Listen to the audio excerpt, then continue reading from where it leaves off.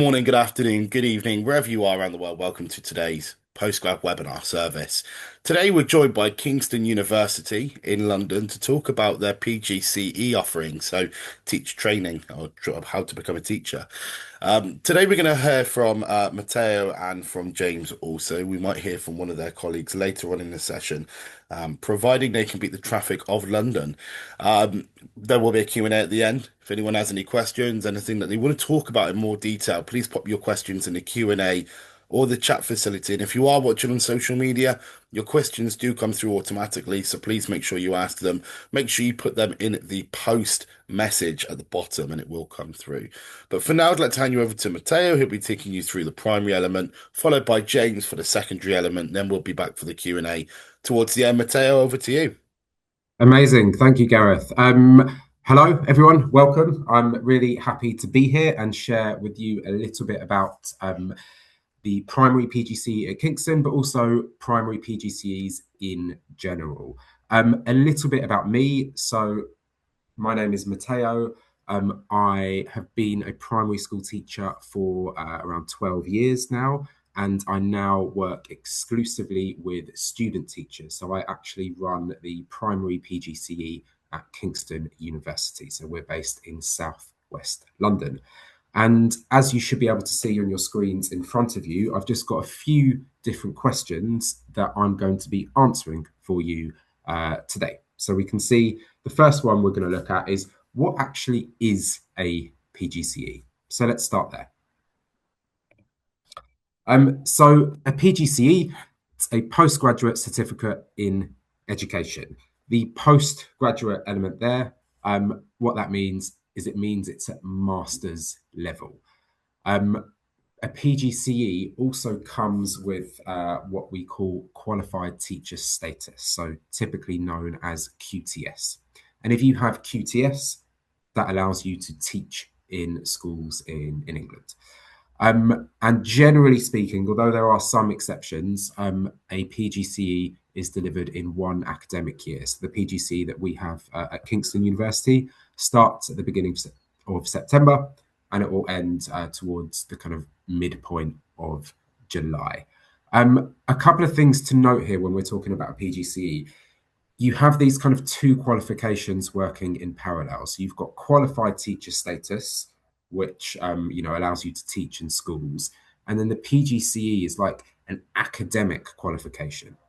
So what it is basically 1/3 of a master's, and that qualification incorporates QTS within it. So you'll have academic study like you would on any master's degree, but you'll also have school placements, which we'll look at later. So you've kind of got those two qualifications working in parallel, PGCE and QTS.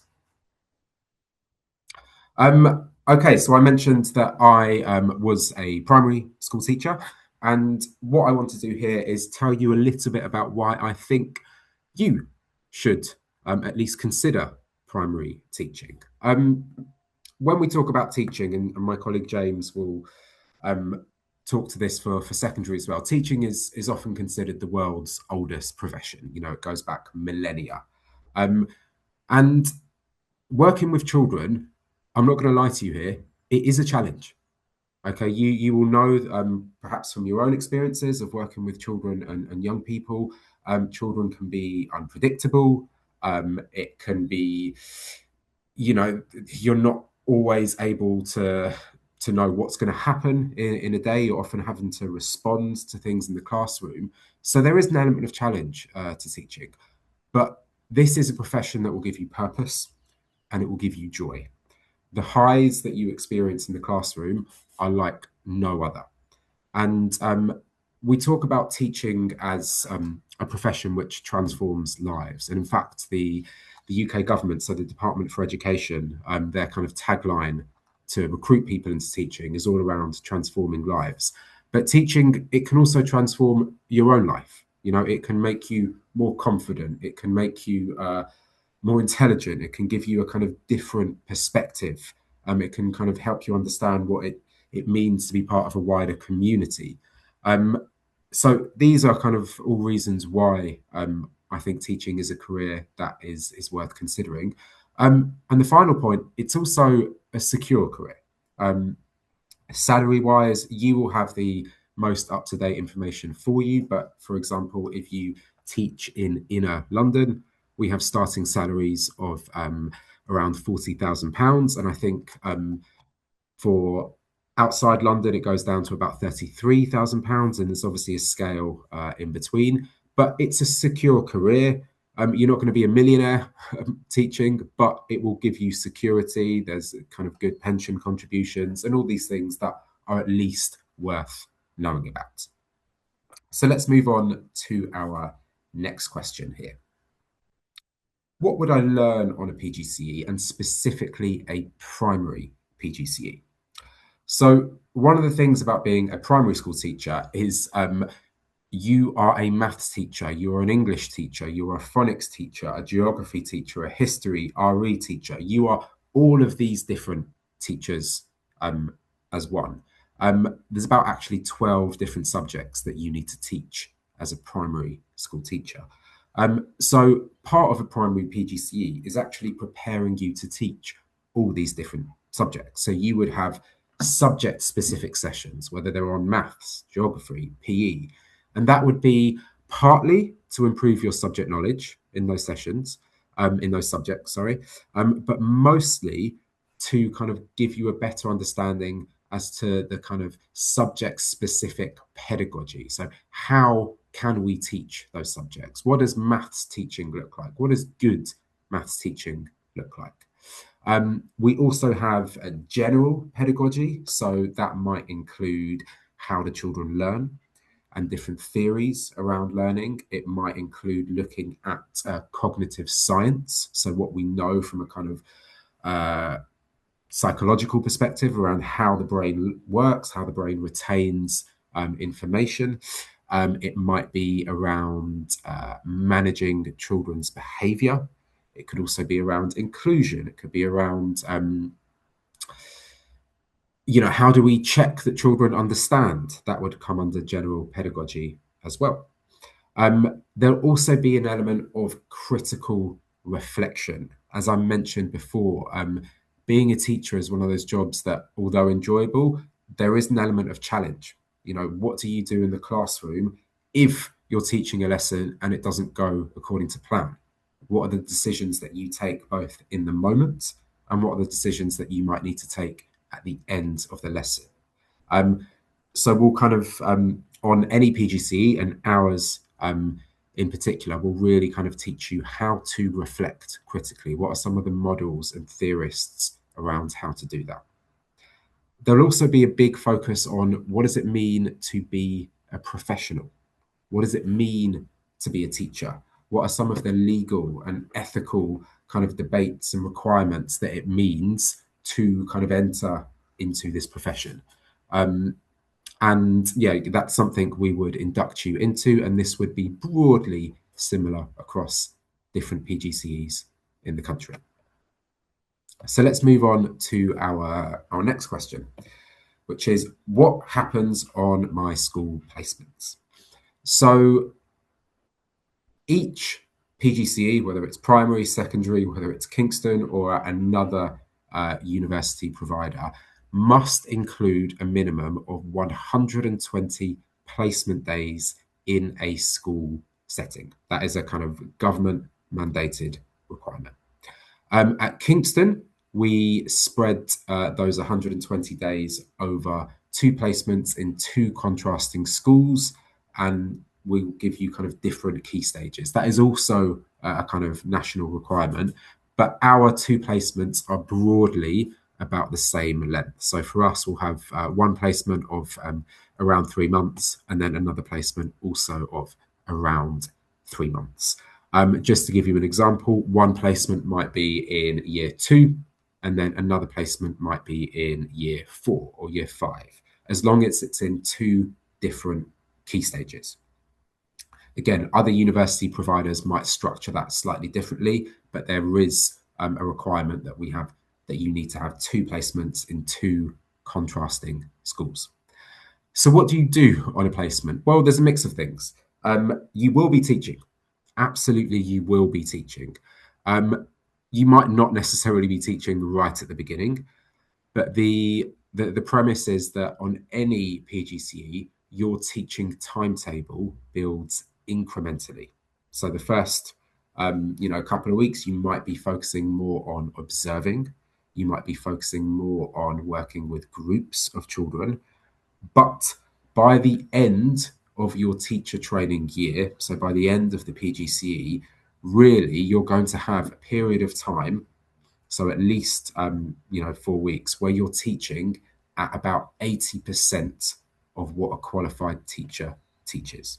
And at Kingston, how that works in the primary setting is that you will have an experienced school mentor. Most of the time, that school mentor is the class teacher of the class in which you're placed. And as your teaching timetable increases, your mentor takes more of a back seat, giving you support and guidance from the side. And then your teaching timetable increases. And then by the end of the year, you are flourishing and you are seen as the class teacher for that class. And then universities such as us at Kingston, we quality assure your placement. So what do I mean by quality assure? That means is we will visit you in your schools, we will support your mentors, and we will do our best to make sure that the mentoring is of a good standard, that the mentoring is of a consistent standard, and that there is synergy between the school placement and what we are saying as a university, so that your school placement is still part of a kind of partnership between the university and the school. So that's what a kind of school placement would typically look like. Um, Entry requirements.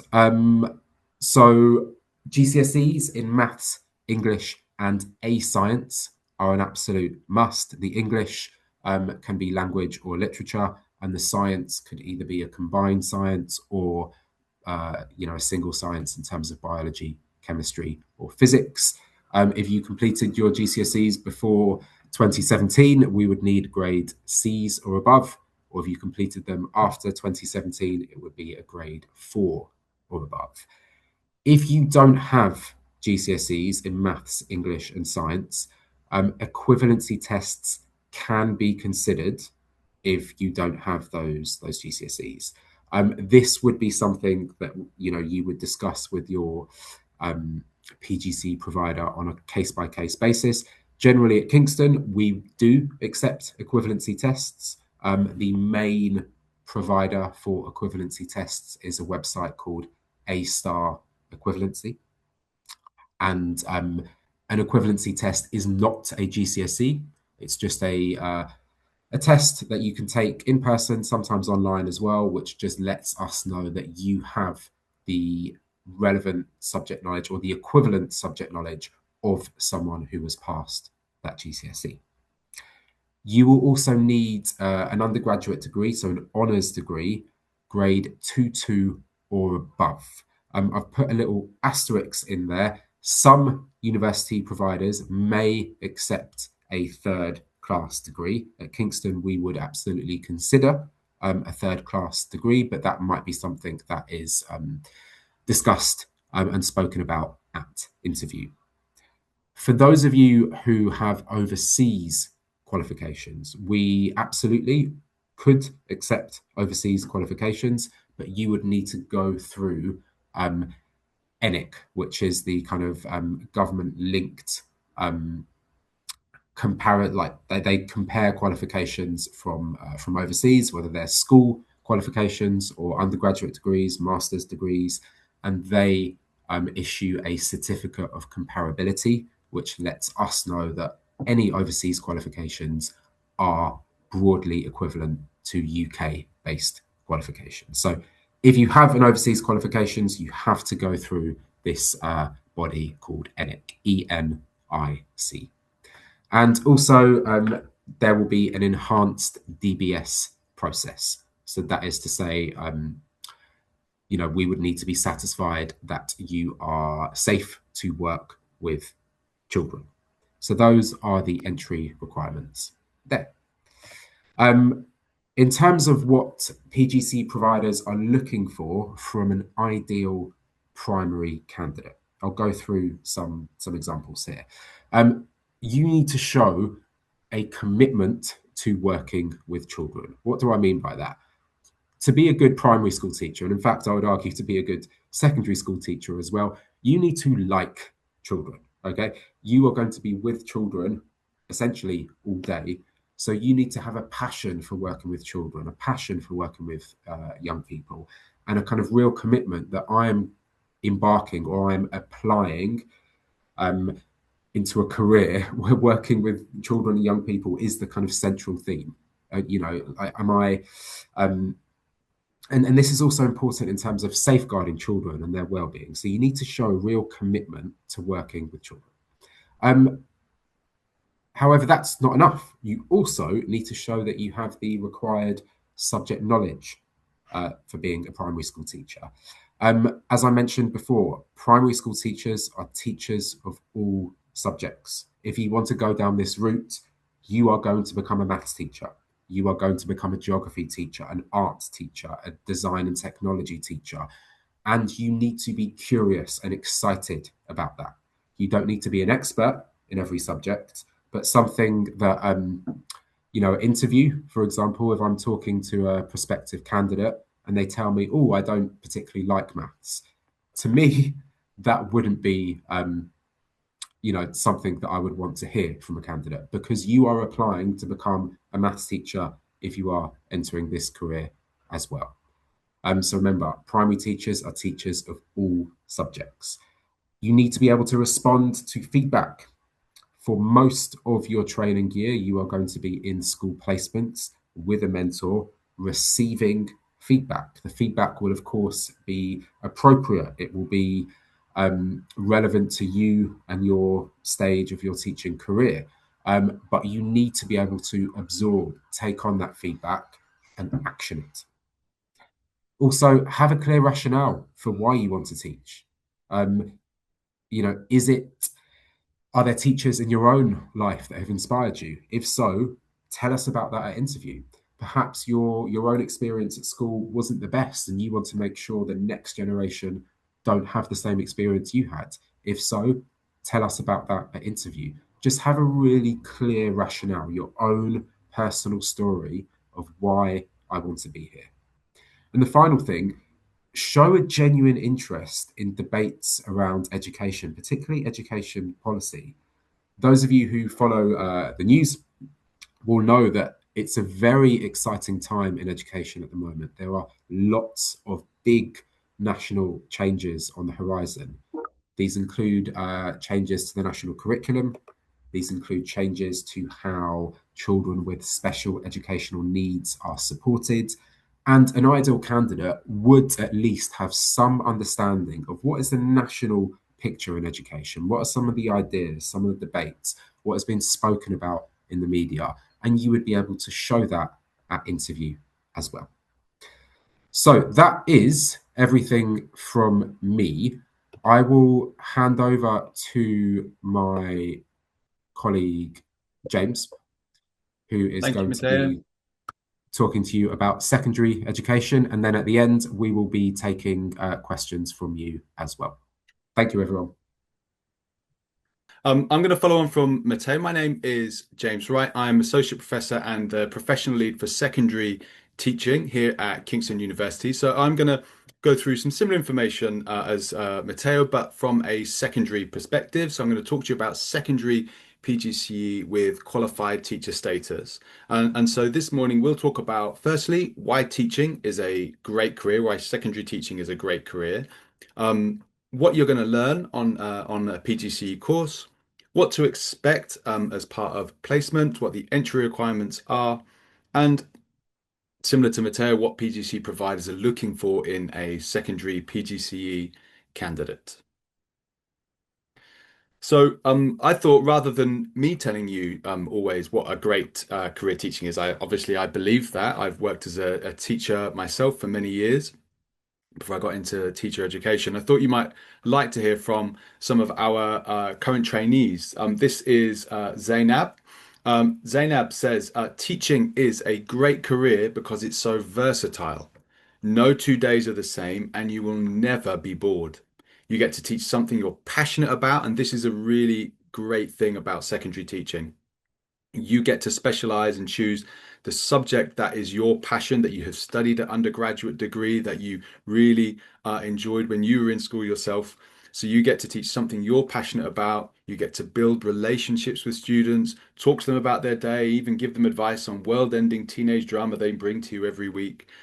Zainab says, I've been in other roles before with different pressures and rewards, but none come close to the feeling of knowing you've impacted a young person's life. And that's kind of harks back to what Matteo was saying when he talks about teaching being a job where you get to transform lives.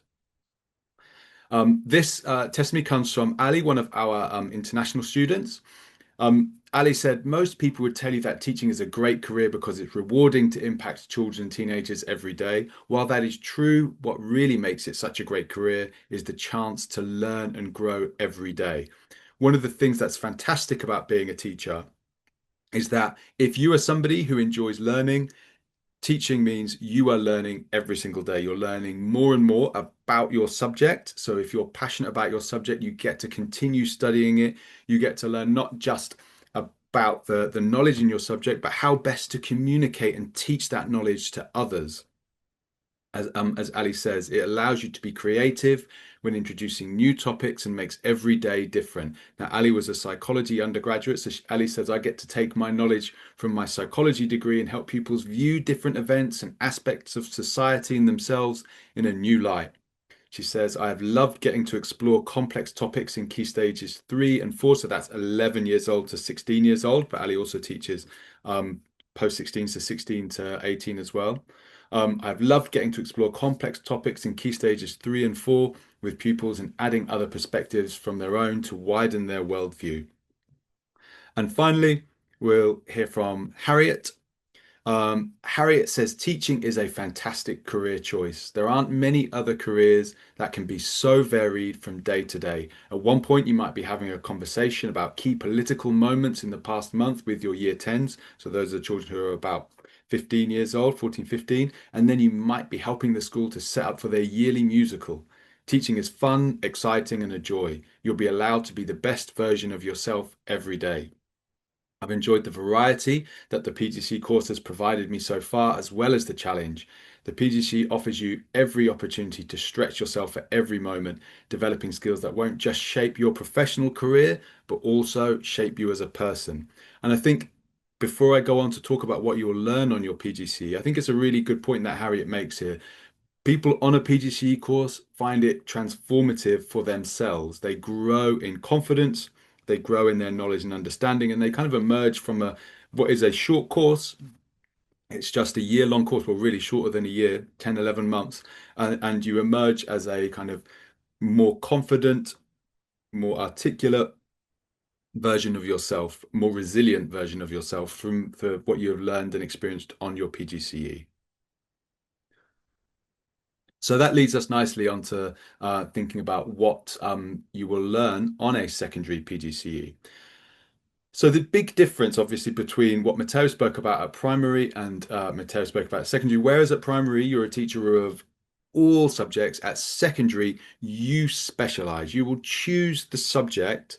You will complete a PGCE in the subject that is your specialism.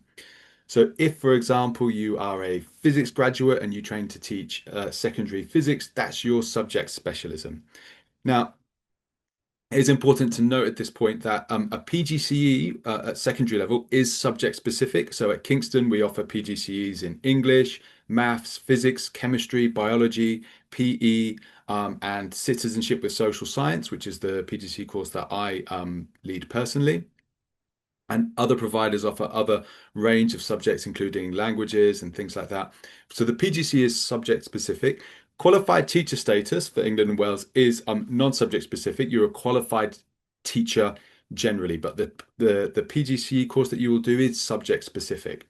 And as you progress through your PGCE, you will learn how to critically analyze educational theory and research. So a PGCE is an academic qualification. So it gives you that academic grounding, that engagement with educational theory, educational research.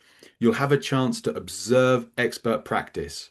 not just through observing the teaching that's modeled by your university lecturers, but even more so when you go onto your school placements. And I'll talk to you about school placements in just a second. When you go onto school placements and you observe experienced colleagues working in schools to see how they implement the kind of educational research and theory to support the children in school, you'll gain a deeper understanding of your subject through completing your PGCE, and you'll gain the knowledge and skills you need in order to teach that subject effectively.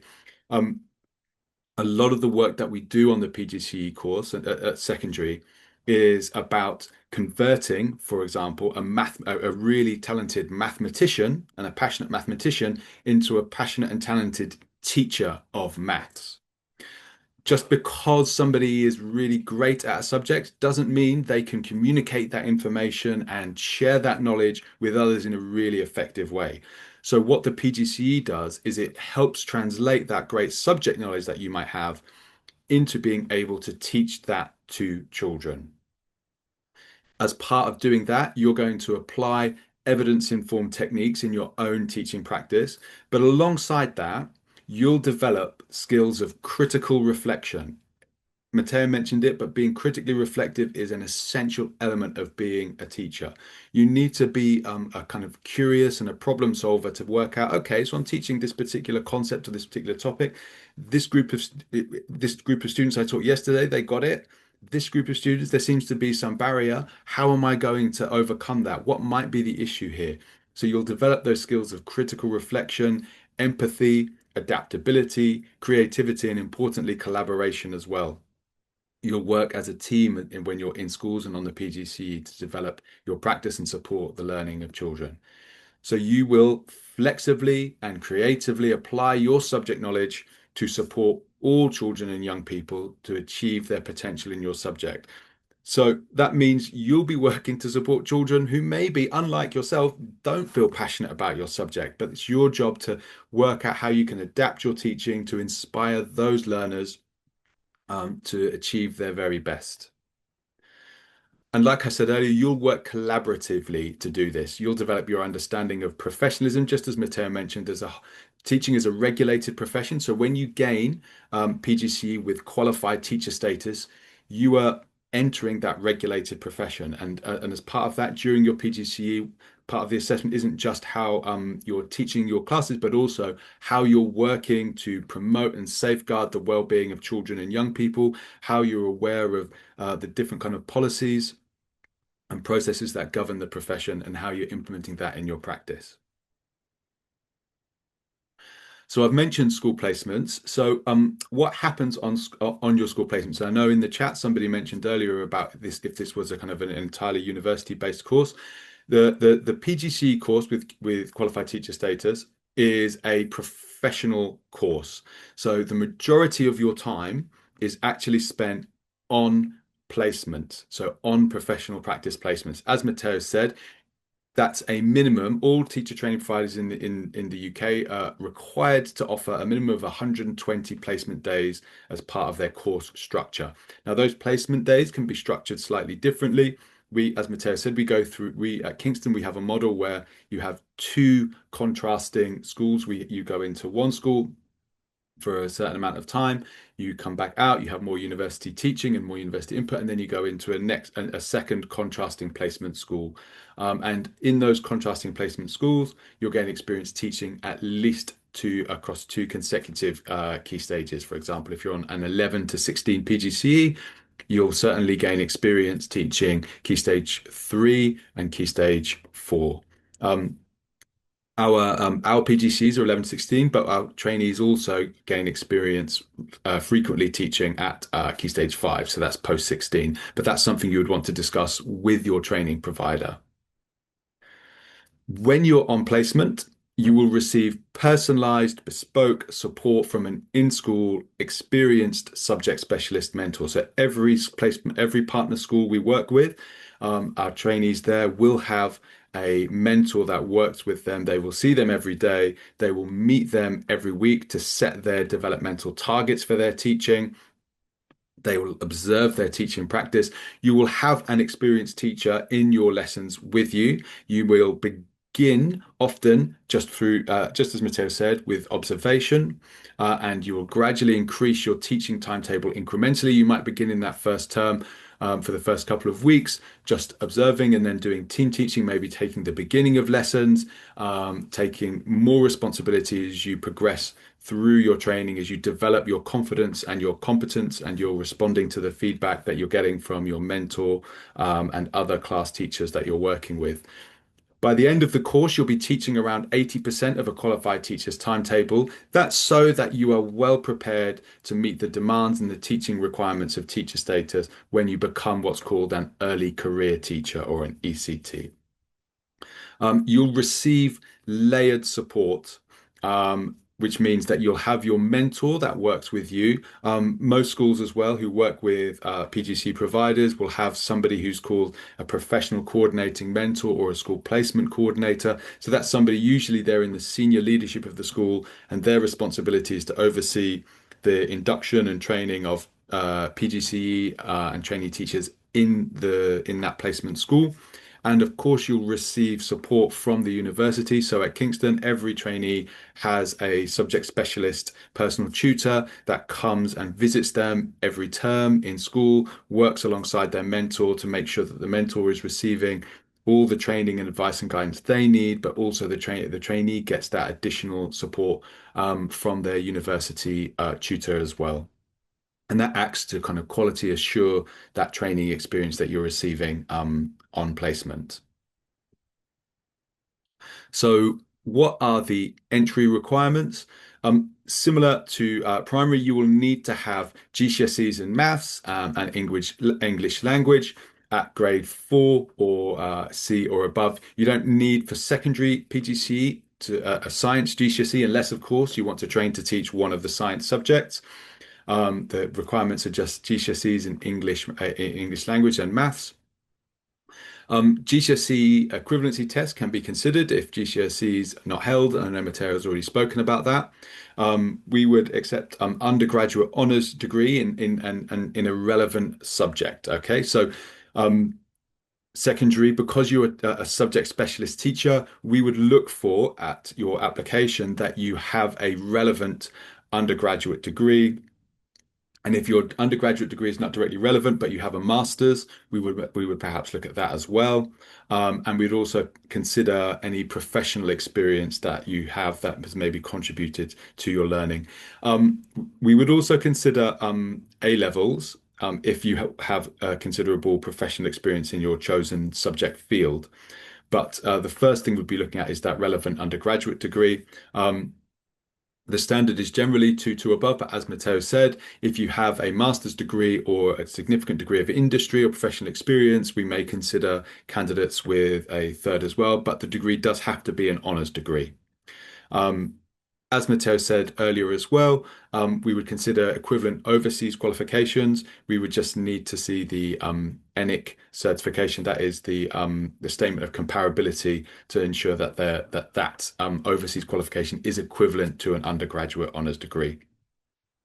And also, as Matteo said, as you'll be working with vulnerable population in terms of children and young people, everybody who who goes on to school placement needs to have an enhanced criminal records check, so a DBS check. But your training provider will support you through that process and support you in terms of gaining that DBS. And if you are overseas, it's standard that your training provider would look to seek a certificate of good conduct as well as part of that process. But admissions departments in universities will be able to advise around those aspects. So what are initial teacher training providers looking for in a candidate? Well, similar to what Matteo says, we really want to see a commitment and a desire to work with children and young people. This is a job where you are playing such an integral role in people's lives and in a community. So you have to want the job for the right reasons. You have to want it because you really want to work with children and young people and that you like children and young people. Teachers that don't like children don't last very long in the job. We need to see strong subject knowledge and a deep interest and passion for your subject. There are some subjects that come with kind of bursaries and incentives to teach them, but even if they offer a good incentive to train to teach, if it's not something that you're particularly interested in, it is not the career choice for you. You need to have that strong subject knowledge and a deep passion for your subject and a willingness to continue to kind of learn and engage. Teaching is an intellectual profession, so you have to enjoy studying and thinking about your particular subject. You need to have a really clear rationale for why you want to teach. And you need to have a genuine interest in education and the debates and discussions surrounding this area. Teachers are policy and to really a deep kind of interest in education policy. As you develop your own philosophy of education through your study on your PGCE will really support you. And as Matteo and I have spoken about, an ability to reflect critically and respond to feedback is really important. This idea that one of the things that helps people be successful on PGCEs is being open-minded and open to feedback. You will you will put so much time and effort into thinking you've planned this fantastic lesson and the children are going to really enjoy it and learn loads, and it just, for whatever reason, doesn't work. And that can feel really difficult. And then you might have a mentor saying, well, I think if you next time you try you try this, but this didn't work.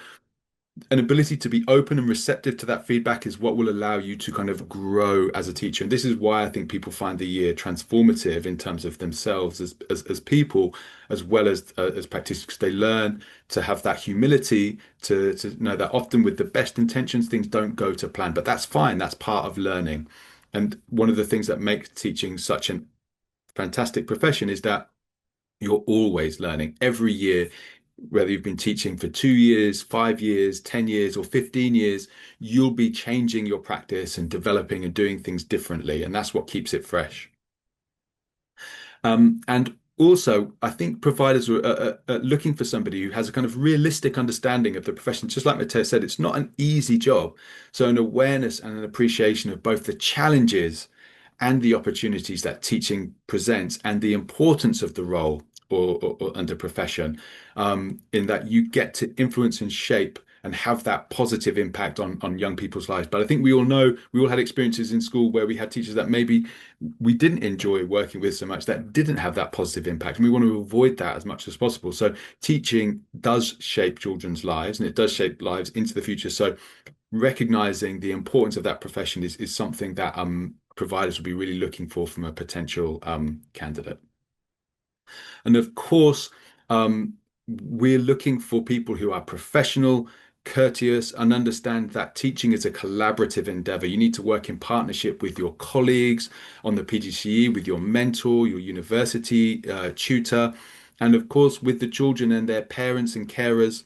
So this is a really collaborative professional. Although you may be, when you're qualified, kind of teaching that class of students on your own, or maybe with a learning support or a teaching assistant in the classroom, you work with a whole network of other professionals to support the children and young people in your school. So that professional, courteous, collaborative approach will really support you in getting onto the PGCE, but also in terms of your career moving forward. So I think at that point, we can go to questions. Is that okay, Gareth? Yeah, excellent. Thank you. And thank you for both your time as well. If we just leave it on that screen there, James, I think it's quite Yeah, a no nice problem. little holding slide. We've had a few questions come in, and Matteo, if you want to join us as well, um, I'll point this in the direction to who I think it needs to go towards. But if you feel like you both want to answer them, feel free to do so. One of the questions come in.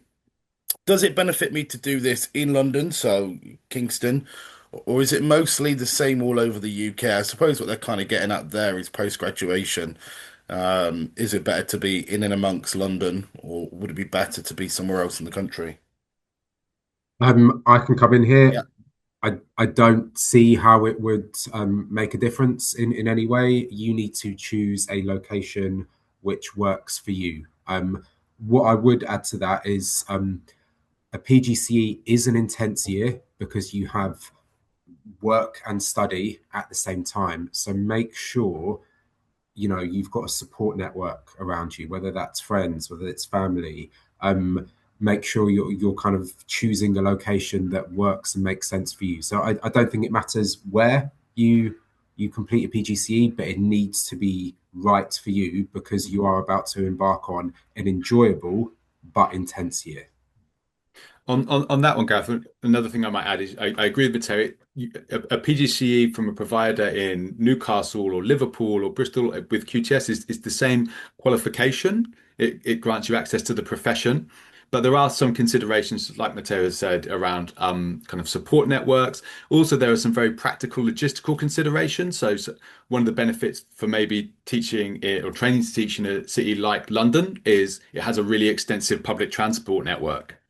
And it has lots of schools that are easily accessible via public transport. But in some other parts of the country where maybe there's less public transport, you may have to travel via car to get to a particular school placement. So it may be thinking about your transport needs and if you have kind of caring responsibilities and there's a slightly longer commute, what that might look like. So really look at the providers, ask them about the kind of placement opportunities. And make the decision based around what might work for you, because London is Matteo and I are Kingston is London University. We work with partner schools all over London and Greater London, but also, and teaching in London is great, but also London is an expensive city. So there's a cost of living issue. But that's also why, for example, when teachers are teaching in inner London or in outer London or fringe areas, there's a slightly different and higher salary starting point than for teachers who are teaching outside of the capital city.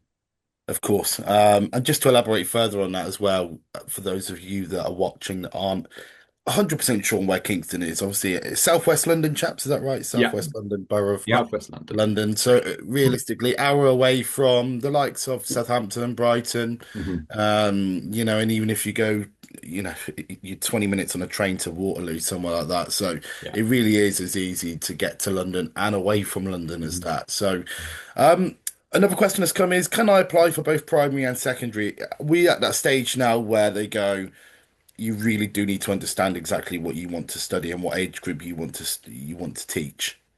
Matteo, do you want to Hi, answer that first, or do you want me to? Yeah, yeah, I go mean, James, go, whatever. I think I agree, Gav, what you said. I think it's really your application will be stronger if you can communicate clearly your interest in a particular subject or age phase. So if I'm looking at an application and this person is applying and they're talking about how they want to teach primary children, but they've just thrown in a secondary English PGC application just because they're thinking about that, that would make me feel maybe this person doesn't have a genuine commitment or interest in that particular thing. So I think it's good to make that decision about what it is you really want to teach.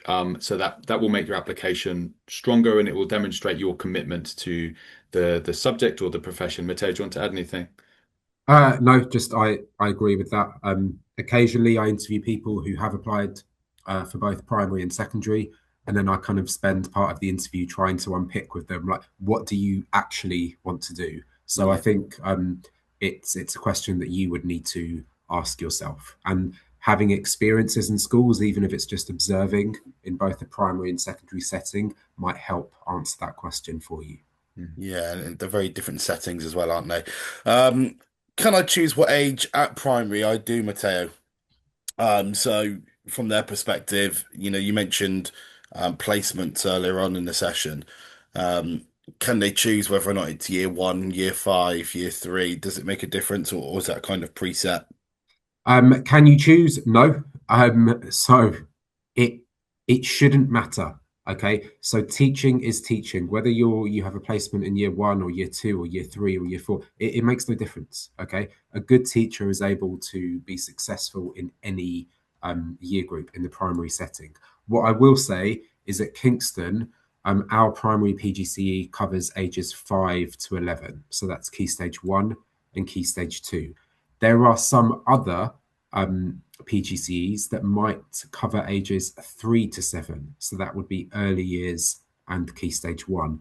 If you have a particular interest in early years, for example, my advice would be to find a PGCE provider that covers the 3 to 7 range rather than the 5 to 11 one.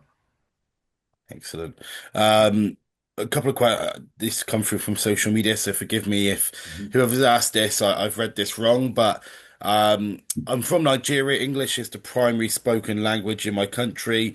I'm guessing what they're getting at here is that okay to apply without English language requirement because their primary language is English? Everybody, it's a good question. Everybody who is given a place on a PGCE course has to evidence the same thing, which is a GCSE at grade 4 or C or above or equivalent.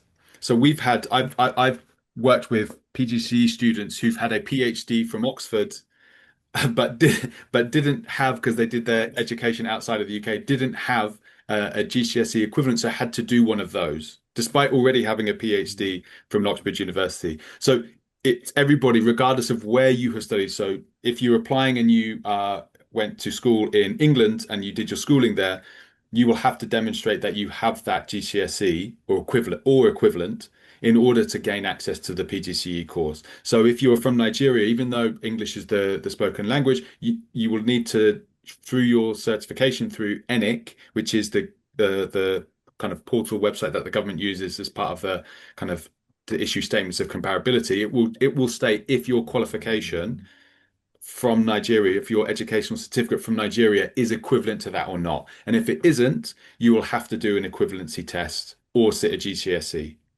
Yeah. in order to do that. Yeah, excellent. Okay. And finally, we kind of covered it already in the presentation, but what would you expect a student's bachelor's degree to be at undergrad level? Because obviously teaching is so, especially James at your level, let's say, Mhm. it'll be so varying in terms of, in particular what they want to go in what discipline. Yeah. What typically would you expect that background to look like? So the degree background needs to be relevant to the subject that they are training to teach. Now, that's more straightforward for some subjects than others. Yeah. So, for example, the PGC course that I lead, Citizenship with Social Science, we recruit students from a range of humanities and social science degree backgrounds. Politics, law, philosophy, psychology, sociology, criminology, a whole range of kind of degree backgrounds, because those subjects, citizenship and social science, they cover a range of different kind of disciplines. Um, Other subjects, for example, maths, we would look to that applicant has a maths degree or a very strongly related maths degree. So we may look at subjects like, for example, accountancy if it has, or economics if it has a lot of maths in the degree. So at that point, maybe in your application or interview, the provider would want to know more about the actual modules that you've covered as part of your degree. Um, if the provider may make a conditional offer but recommend the completion of what's called a subject knowledge enhancement course as part of the condition of the offer, just if they identify that maybe in the round your subject knowledge is strong enough, but there are areas that you would need to develop prior to the PGCE.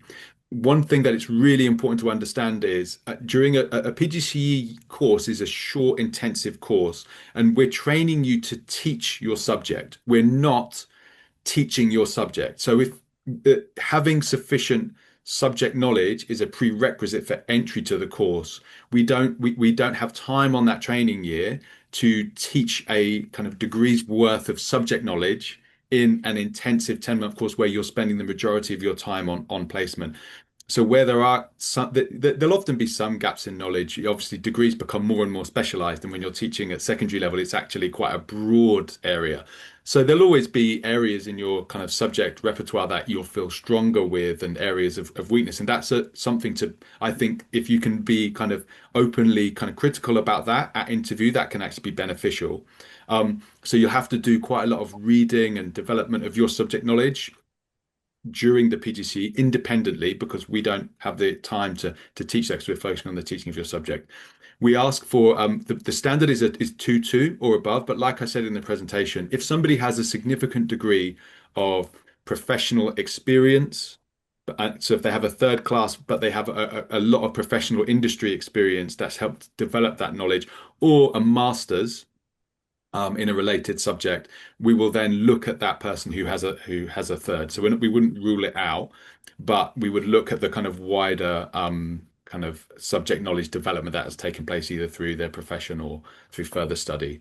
Um, Great. Yeah. Honours degree is essential though. From for Kingston, Yeah. an honours degree is essential, and that's important because sometimes when you've done your degree of studied abroad, and it comes back, and the undergraduate degree may not come back as equivalent to an honours degree. So that's certainly Right. something to check. Of course. Yeah. And Matteo, from a primary viewpoint, I'd imagine it's probably a little bit more simple than that. Yes, it's much simpler. So, for if you want to become a primary school teacher, we would accept any undergraduate honours degree. And obviously, the reason for that is if you're a secondary teacher, you are a subject specialist, whereas as primary teachers, we are generalists. Therefore, any undergraduate honours degree should give you a kind of fair grounding across different disciplines. So, yeah, much easier for primary. Perfect, brilliant. James, Matteo, thank you for your time. Really appreciated. Anyone has any questions about this, please reach out to the university directly, Kingston, Matteo, or James. I'm sure they'll be more than happy to answer any of your questions. But for now, thank you for watching. This will be on demand on postgrad.com, on YouTube, on our social channels over the next few days. Feel free to catch up or reach out to us directly. Take care. Thank you. Bye bye.